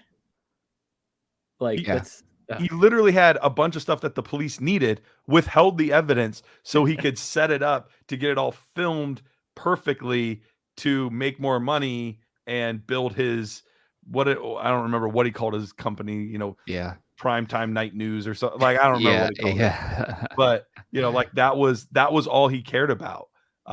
Even when the dude was dying, his partner was dying there, he was like, you were a liability to the company. You were gonna use this as negotiations later. Like, dude just got shot. What are you talking about? He's just nonstop. Like, full bore. Like, what is in his brain? Like, he's gone. It's fantastic. And I love the quote. What is it? If you want to win the lottery, you got to make the money to buy a ticket. He says it like multiple times throughout the movie. And there's a lot of scenes in this movie that he is really, really good. But the one that stands out every time I watch it is when he's talking to Nina in the newsroom, and he has the quote like, "Now, when I say I want you to do these things, not like the last time," like that whole spiel is just, oh, dude, I don't know. It's just something about the way he moves in that scene that's just so creepy, because he's talking about like weird stuff that they're doing at the apartment, right? So it's just that scene that's like the pinnacle of his performance in this movie for me is that scene. It's just freaking creepy, man. He was also talking about in that video that like he said that the role was like super awesome because it was like the entire movie, the character was so well fleshed out, like written beforehand. So like he just kind of got there and like added a few dashes of flavor to the character, but like other than that, it was just like written perfectly. But he said one thing I thought was really interesting. He's like, he explained his hyper fast talking, like how he delivered the lines. He was like, I just loved everything about this character. I didn't want much cut. So he's like, so I made him talk fast so they couldn't like cut stuff out easily. Man. So he's like, yeah, so I'm just like, I deliver everything like in that because that fast cadence. That quote that I'm talking about is very quick. Like he's rattling off that stuff in the newsroom, and he always does this like thing with his shoulders when he's mad. It's just, I don't know, dude. This movie shows his range because he does not fit the mold of any of his other movies. Now, granted, I haven't seen Nocturnal Animals, so I can't speak on that one. Different character for sure. Yeah. But typically he's like the muscle dude, you know what I mean? The handsome looking guy. And this one, he's like bone thin. Yeah. He's got weird hair. It's just like looking. Yeah, he's super eerie looking, Like, man. But going like what you're talking about, like how he uses his body and stuff. One thing I really noticed in Prisoners, like every time he was on screen, is the way he blinks in that movie. He's just like super like I don't know, pronounced like I don't know, Exaggerated. exaggerated. There you go, perfect. But like yeah, his blinking so intense in that movie. But I love it. Like he thinks of adding these like quirks and traits to his characters to like fully flesh them out, which I really appreciate. Joel says, to Garrett's point, I was also fond of his motivational, or I also found his motivational business speak entrancing and unsettling. Like every principle on how to meet friends and influence people, just leveraged to the grimiest possible end. yeah, So it's true. true. It's so true. Oh man, I'm extremely satisfied with this list. Not too But shabby. Nick, Yeah. did you have a chance to go in on why you enjoyed him in Nightcrawler? I mean, you guys pretty much hit it, and it also it just comes down to his. It's the unrelentless performance he gives, because like he's super high energy, he talks really fast, his body movements there, like every scene he's in, it's just him, just like going full bore. And I think that's just what kind of, when we're talking about like Jake Gyllenhaal movies and like performances, like he was there and he was performing like the whole thing. And that's just, to me, is just kind of what sets it over the top. Whereas everything else, like he largely shares, especially what's on this list here, he shares the screen time with other people. And, you know, it's kind of a shared effect. Not that he doesn't have good performances, but like this one just hits it. And like Chad said, I think like it shows his range and end to end. And also just like those type of characters, very much like a American Psycho, right? Like that kind of person, that personality, that character, like where they're giving these speeches and like these long discourses on what is otherwise very psychotic talk, but like they are formulating it into these like kind of like what, like they're so to the very bitter end, like Joel there said, like they're insisting like this is good, or like this is like okay. I still gotta say, I think just the business card monologue in American Psycho might be one of my favorite moments in movie history. Yeah. The dissecting and over analysis of everyone's business card. Yeah. It's just, and he's getting like hot and bothered. Oh yeah, he's like it's so like mad. Yeah, it's so good, dude. It's perfect. Man, oh, there was something else I was gonna say, but now that I said that, it just totally slipped my mind. Yeah, I don't know. I got nothing. I enjoy the little graphics you made beside the honorable mentions. I'm assuming the frowny faces were because they made somebody sad. Yeah, and then Jarhead just got the meh because we were all just I'm meh very about interested in the Jarhead thing. Like I like Jarhead. I don't know that it would have made. Yeah, I mean it probably would have made my list because I haven't seen Nocturnal Animals. That would replace Nocturnal Animals for me. It's that theme. Let's pose this question, because we're still like, you know, this would be considered an extremely short episode of Showboys at this point. We got to stretch it out. No, I'm just kidding. I have a news prepare. We had to prepare because we went like freaking 3 hours last time on Interstellar and Inception. So we all agreed this time. That's true. We didn't have that hour and a half argument back and on forth. 1 and 2. Didn't we have Twitter end up deciding? Yeah, exactly. Yeah. Garrett had to call in the troops. So I am curious, since, you know, we talked at the start of the episode about how many movies, you know, there are to choose from. Are there any movies that did not land in this selection of 8 that you guys might consider putting on here, either as an honorable mention or maybe even, you know, squeaking into the top 5 over one of the movies that we have there? We're using the same criteria, right? His performance, not necessarily. Yeah. Okay. My vote, while you guys are thinking, would be Southpaw, probably. If I don't know if it would crack my 5, but it would make a hard, there would be quite the case for it to be in the top 5, definitely in the 8. But yeah, his performance here in Southpaw, the summary here: after fatal incident sends him on a rampant path of destruction, a champion boxer fights to get custody of his daughter and revive his professional career. Seeing his range of emotions in this movie, from his downfall as the fighter, dealing with the personal struggles and destruction, as they said here, and trying to fight out of that, both figuratively and literally. It's a fantastic movie, fantastic performance.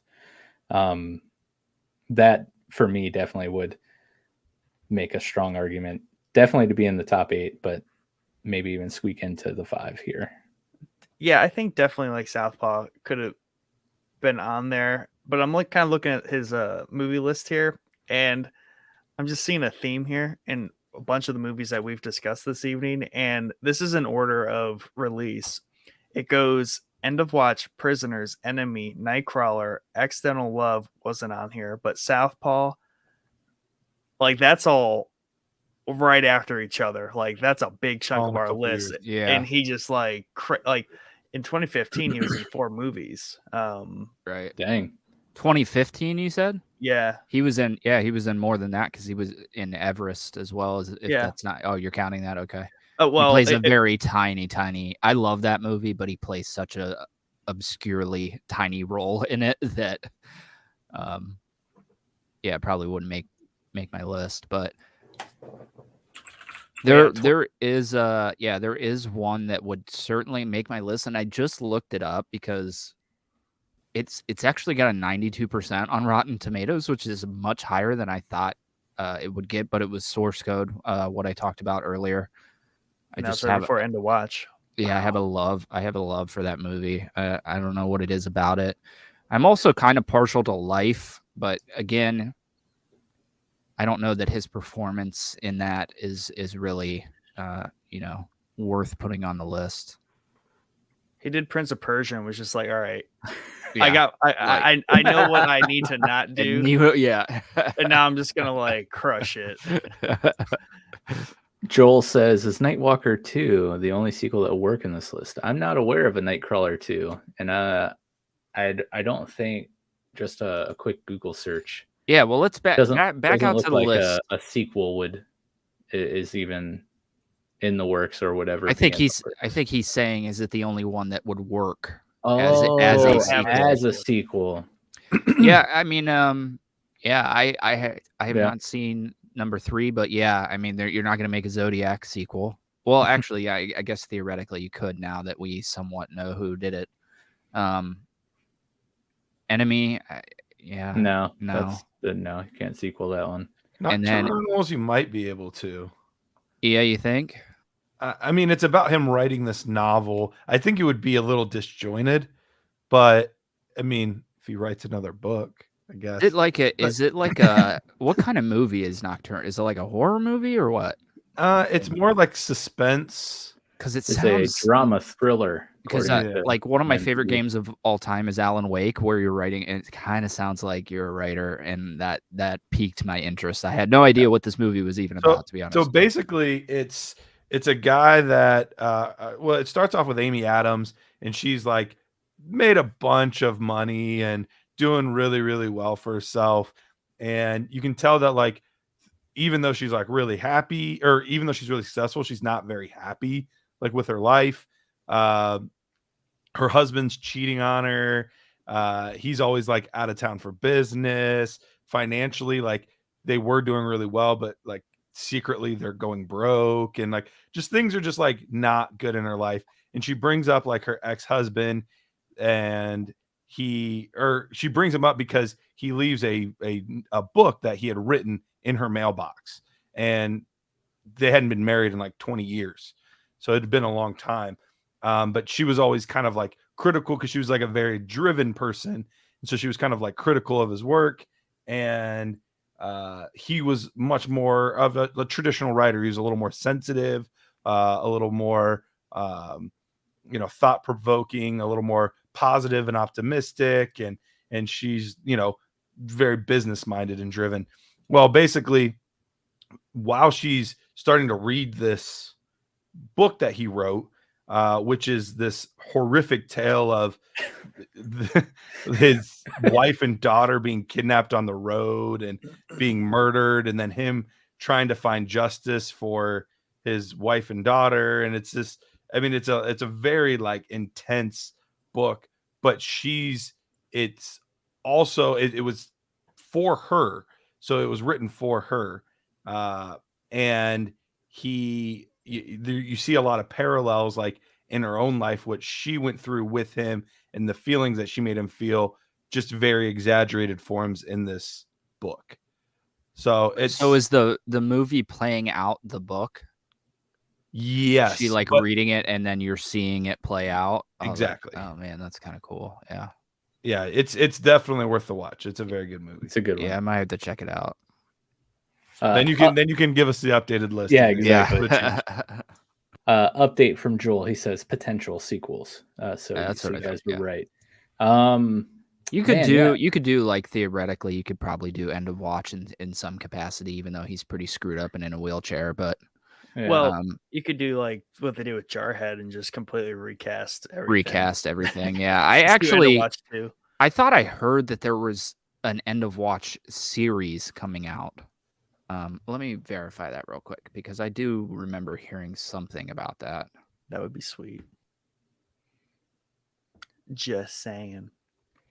Yeah, I would probably. Nightcrawler would make a lot of sense for a sequel for sure. I would say like based off of how the each of these movies ends, and the stories they're telling, Nightcrawler definitely makes the most sense.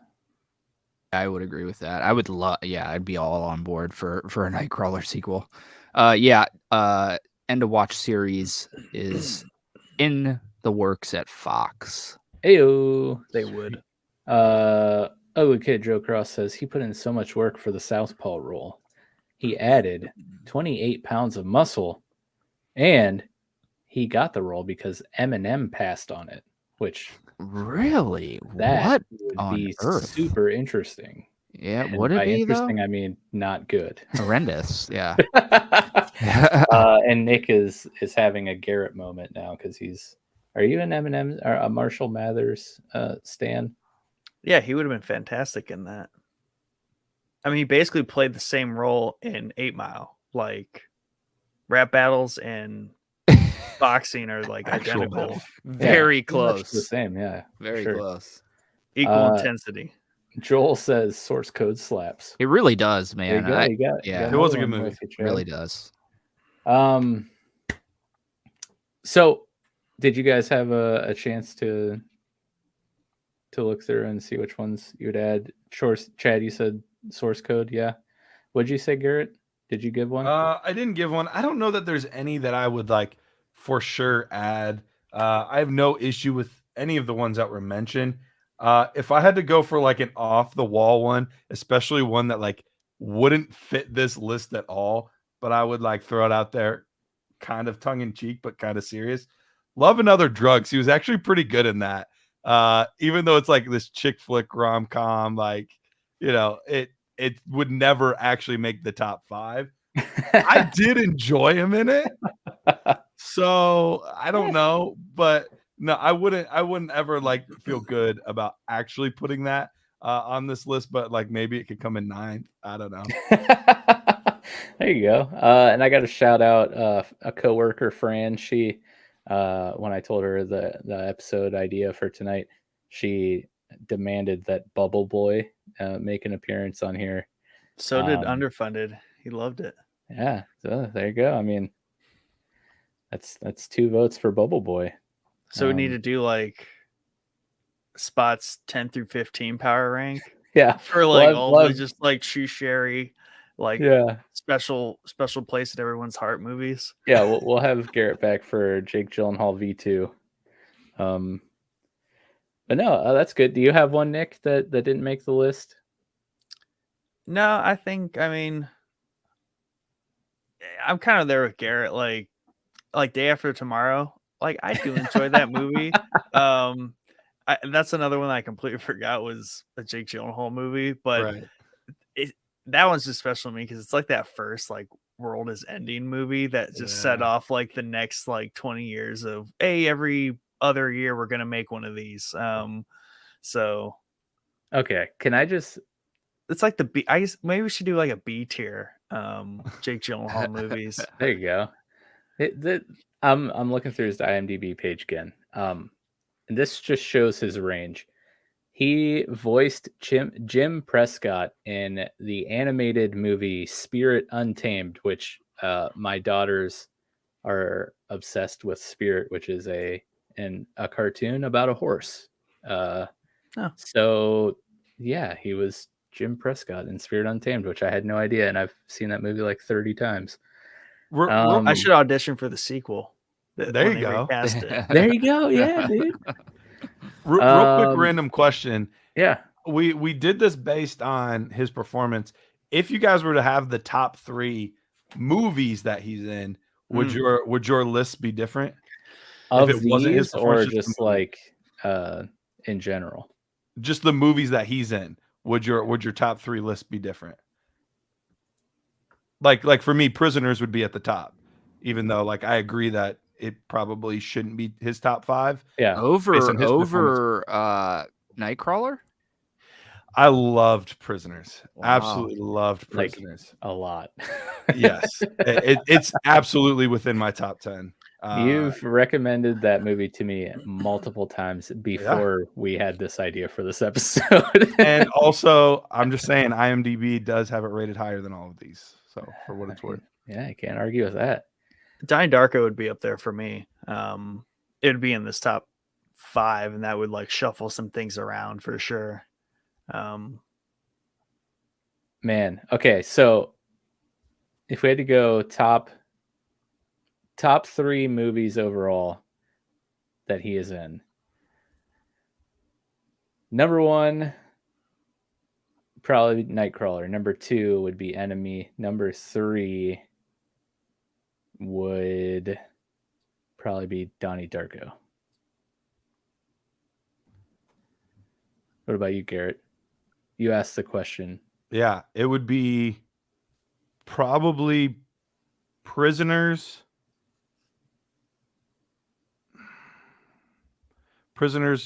Nocturnal Animals, Nightcrawler. Chad? Yeah, mine would stay very similar. Nocturnal Animals would just drop out, and Zodiac would go up there. Okay. Nick?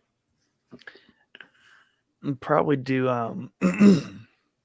Nightcrawler, End of Watch, Donnie Darko. Okay. Respectable. Joel says, October Sky, baby. Tell me that violin riff doesn't pierce you. That's an oldie.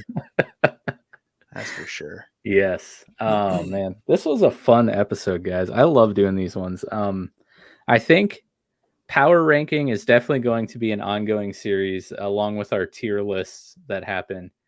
And I already have an idea for maybe the next Power Ranking. I've as we were going through these movies and talking about Jake, it brought to mind a similar actor in my mind. Mostly it was I thought of a movie that compares really well to Jarhead, and that is Hurt Locker. And that makes me think about Jeremy Renner. And that would be a fantastic actor to have a power ranking of. I love Jeremy Renner. Yeah, I think he's kind of a turd, to be honest. I mean, personally, he's a turd human. Like, I don't even want to talk about him, to be honest with you. He's a piece of crap. He's a piece of crap. Just go read about it. Oh, okay. Why Well, is shot Jeremy that Renner idea a down. piece of crap? Man, that makes me sad. All right. See you guys next week. No, I'm just kidding. Answer the boys. Yeah. Oh, yeah. We got to do Answer the Boys. Totally forgot about that. Nick, you should look up why he's a piece of crap and see if Damn. it's appropriate I to say. I thought you were gonna say that compares favorably. I thought you were gonna go Ryan Gosling, like another good-looking guy. Yeah, He's kind of like done things all over the map. Like he's in Yeah. Remember the Yeah. Titans Let's just power rank like actor and studs. Driver and- Yeah, exactly. We'll just Dude, have you guys ever seen Drive? Yeah. Yeah, Oh, dude, I love that freaking that was a movie, weird man. one that I really It's enjoyed. very weird. Yeah, it's very weird, but his performance in that is amazing. It's weird because you go into that movie thinking you're going to get like a Fast and the Furious / Right. bank robbery movie, and it turns into like a freaking totally different movie. Very Totally different. low-key Ryan Gosling sleeper, Lars and the Real Girl. I don't think I've seen it. Such an amazing movie. Shoot, dude, let's do Answer the Boys. So we asked you guys to give us your power rankings. And, first up, underfunded scientist with a fire Donnie Darko gift. Gotta say, it's pretty great. It's hypnotizing, mesmerizing. It's hard to take my eyes off of.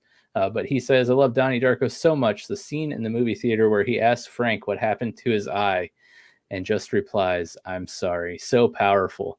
Also, really like when he asks where he got the bunny suit and he asks where he got his human suit. Great. Yeah, man, this movie was so like deep in the recesses of my brain that like I like forgot what made that scene so powerful. And then as you get to the part where he runs over Gretchen, and then I'm like, oh my gosh, Frank, he apologized because he killed Gretchen. Yeah. Great scene. Homicidal Amity says, I literally call my son Donnie, Dante. Long live Frank the Rabbit, or at least let him live in a weird time loop forever. Then Biosiv, of course, says, but Frank was the reason Donnie had to die. Ugly Kid Joe Cross says, why does it have to be from this specific list? I can't quit you. I really think Joe wanted Brokeback Mountain to be on this list because he seemed to say I can't quit you many times. Bio says, you're right. They never mentioned Brokeback Mountain. Ugly Kid Joe Cross's top 5 would include The Day After Tomorrow and Southpaw and Prince of Persia. I'm not sure if that was like a troll or not. Joe, he's sneaky with his trolls. Yeah. Yeah. But I could see him liking that movie. Same. That's what makes it so like intriguing. I'm never sure when he's messing around or not. But he goes on to give his actual 5. He said, man, I forgot about Prisoners. He was good in that too. His list is as follows. Number 1, Donnie Darko. Number 2, Prisoners. Number 3, Southpaw, mostly because all the work he had to put in to get that jacked, which, by the way, he was extremely jacked for that movie. Which I didn't think he could get more attractive, but man, you just throw on Southpaw. Makes you ask some questions. Number 4, Day After Tomorrow. Number 5, Jarhead. Cozy Contagion finishes the Answer the Boys section with Donnie Darko and Jarhead will always be remembered. Prisoners was another favorite. You got a lot of people on your team. Team Prisoners, Garrett. Super underrated. And Joel says, Garrett, we need dynasty ranks for actors under 25. The people of Tim Tebow's Backyard Bible Club need it, which that is our fantasy football league. I think we do, because you got to get youth. You got to get youth on your dynasty teams. That's right. Maybe we should in it for the long haul. Dynasty team of actors under 25. Sadly, Jake would not make the list, as we learned. Not. He's 42. Under 25 would be tough. Yeah, and it would be. Yeah, might I say, for being 42, doesn't good. look much older than 25. He doesn't. Yes, it's that freaking hairline. Oh my gosh, this is he Mike do, by the way. I gotta say, much to my chagrin, you're probably my favorite person in that fantasy football league, Joel, and I'm sorry, Garrett. gonna say, dang, bro.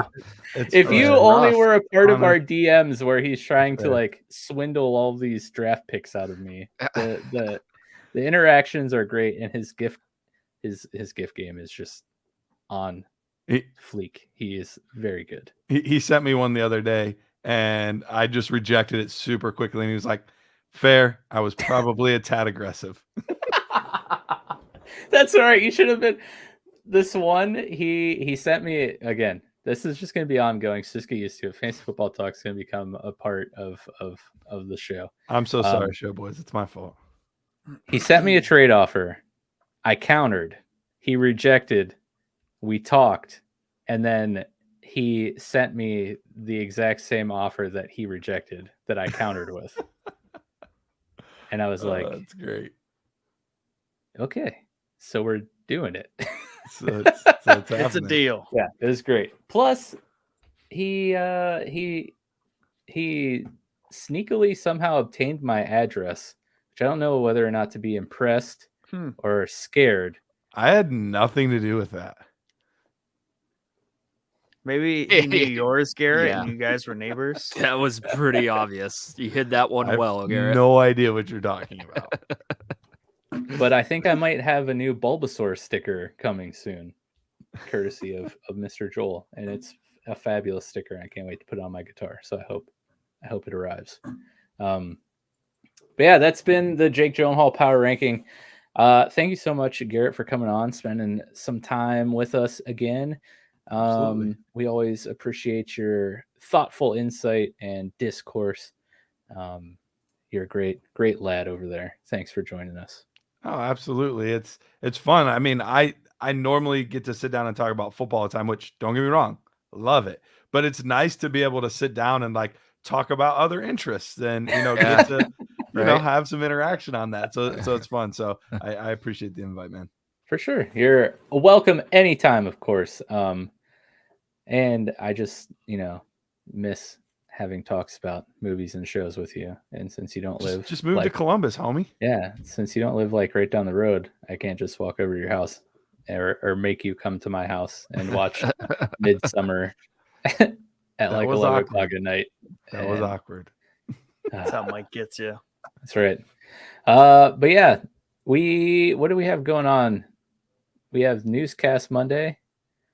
Other than that, we'll be right back here on Thursday. Go check out our Patreon. Again, that's patreon.com/showboyspodcast if you're interested in supporting the show. We're trying to grow our YouTube channels. So we're doing a giveaway once we hit 500 subs. I think we're pretty close to halfway there. So we're trying to hit that, sometime this summer, and we're really going to make a push for 1,000 subs. Hopefully by the end of fall, which we're going to try to do like a massive giveaway for that. So make sure if you enjoy the content, please subscribe here to Showboys Podcast. You can check out our gaming content on Showboys Gaming. And of course, Chad's pumping out streams during the day, making some walkthroughs and guides. I've started streaming on Twitch. We have all of our fabulous streaming partners, BioCiv, Peace Love Ames, and Ugly Kid Joe Cross. Make sure you go check them out, support them. You can find their channels in our featured section on Twitch and YouTube. But yeah, until next time, you guys have a fantastic night, and we will see you on Monday night.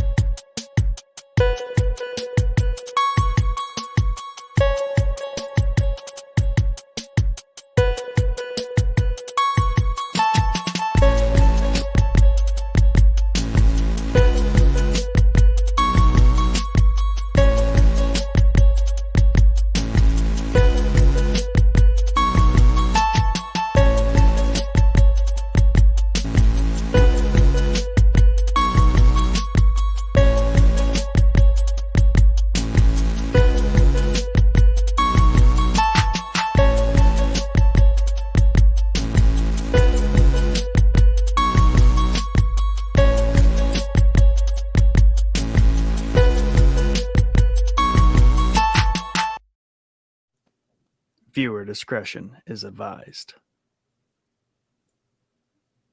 Yeah, dude, we got mutual aided to this. ODOT, dump truck. Oh, That was this morning at 7 a.m. I got to drive around that, luckily, but it's pretty bad. Yeah, Jeez. there's a much clearer video of it too. did the dump truck fall asleep? Like, what happened? It looks. That's what I thought he was either texting or fell asleep. But the odds that a An vehicle ODOT vehicle, yeah. veers and hits an ODOT vehicle. I guess, I mean, they're all over the place, but at the same time, like, it was a perfect, like, right to the rear end explosion is nuts. Yeah. Nuts. Dang. Where's old Lou when you need him?